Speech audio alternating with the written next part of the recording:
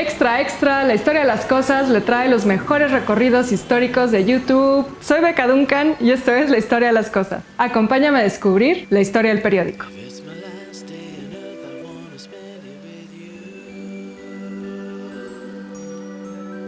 Ya habíamos hablado de la historia del libro y de la imprenta, pero hoy hablaremos de la historia del periódico en México. El Virreinato de la Nueva España fue el primer territorio colonizado de Europa que tuvo una imprenta concesionada por la corona. Esto fue en 1539 y se le otorgó al impresor alemán Juan Kronberg y al oficial italiano Juan Pablos. Ya con una imprenta en el continente americano surgieron las hojas volantes. Estas eran papeles sueltos de carácter informativo, que habían surgido en el siglo XV en Europa y comenzaron a aparecer en la Nueva España 2 años después de la llegada de esta famosa imprenta. Estos son aceptados por los historiadores del periodismo como los primeros intentos de crear una publicación periódica en nuestro territorio. En 1542 se vendió la primera hoja volante, que relataba el terremoto ocurrido en Guatemala un año antes. Las hojas volantes se vendían en las calles y plazas públicas y costaban solo unos cuantos centavos. Lo más común era encontrar ahí narraciones de sucesos extraordinarios, como precisamente sismos, pero también inundaciones y crímenes. También era común que las narraciones se escribieran en verso.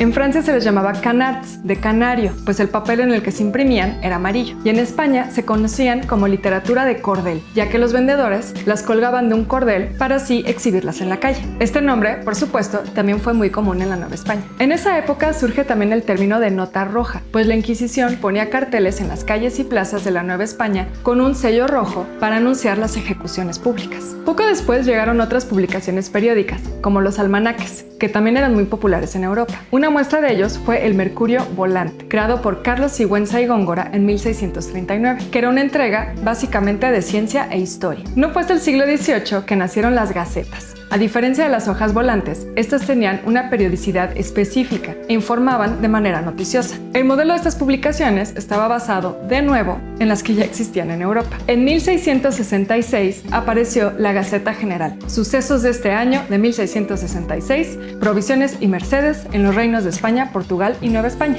Juan Ignacio de Castorona y Ursúa, quien por cierto fue amigo de Sor Juana Inés de la Cruz, creó el 1 de enero de 1722 la primera publicación periódica de la Nueva España y se llamaba Gaceta de México y Noticias de Nueva España. Solo tuvo 6 publicaciones entre enero y junio de ese mismo año. Para 1728, Juan Francisco de Sahagún editó la Gaceta de México, la segunda de su tipo, y esta tuvo 2 épocas. La primera de 1728 a 1739, de 1742 bajo el nombre de Mercurio de México. Ya desde esta época la escasez de materia prima, es decir, de papel, era una de las mayores complicaciones que tenían los editores. José Ignacio Bartolache publicó entre 1772 y 1773 una nueva versión del Mercurio Volante, que sería la primera publicación científica de la Nueva España, aunque solo tuvo 16 números. Entre 1784 y 1809, Manuel Antonio Valdés publicó la tercera Gaceta de México, siendo esta su primera época. La segunda época comenzó después de que el gobierno de la Nueva España comprara la publicación y la renombrara Gaceta del Gobierno. Entre 1805 y 1817 se publicó el Diario de México, creado por Jacobo de Villaurrutia y Carlos María de Bustamante. Su contenido era muy variado,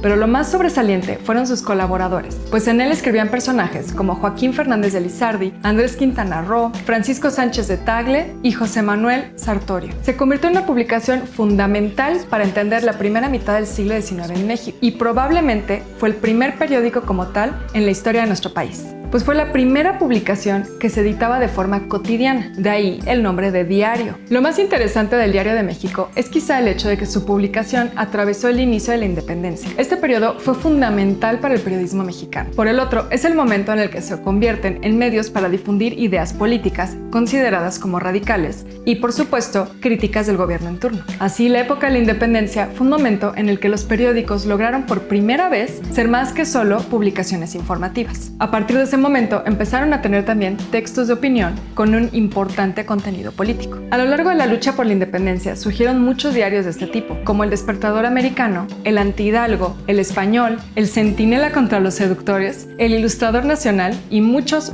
otros más. La guerra llevó por supuesto a una crisis económica y por lo tanto a una escasez de papel, así que muchas de estas publicaciones políticas tuvieron una vida muy fugaz. Pero aún así comenzaron a aparecer por primera vez periódicos fuera de la capital mexicana, como La Abeja Poblana, primero en su tipo en la ciudad de Puebla. Una vez lograda la independencia, la prensa tuvo un auge importante como parte del proyecto de construcción de una nueva nación, pues era un espacio que influía en la opinión pública. Comenzaron a brotar diversos periódicos a lo largo del país durante las primeras décadas del México independiente, pero realmente no sería hasta la década de 1840 que surgieron los primeros periódicos propiamente modernos. El Monitor Republicano, de Vicente García Torres, y el Siglo XIX, del famosísimo Ignacio Cumplido. Si bien esos eran los más importantes, en esos años surgieron muchos periódicos más, pues conforme se comenzaba a superar la crisis económica, había más gente con suficientes medios económicos para montar sus propias imprentas y empresas periodísticas. En esa época aún se imprimían hojas volantes, siendo las más famosas del siglo XIX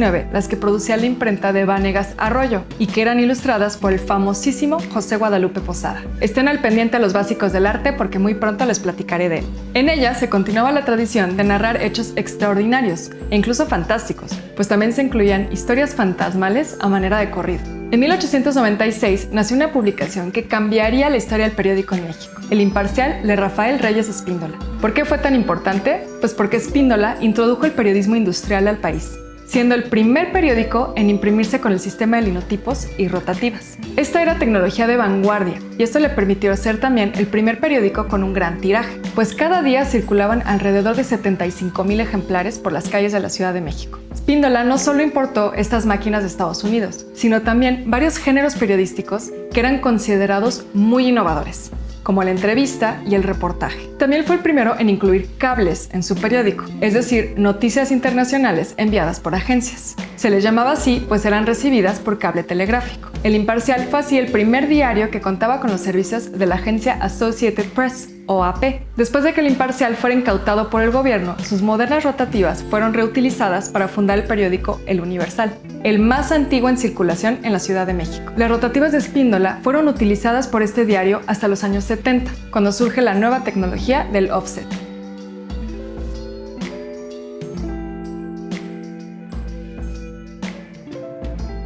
Soy Beca Duncan y esto fue La Historia de las Cosas. Si les gustó, no se les olvide suscribirse. Denle a la campanita para estar así al pendiente de las últimas notificaciones y recibir las nuevas historias de las cosas.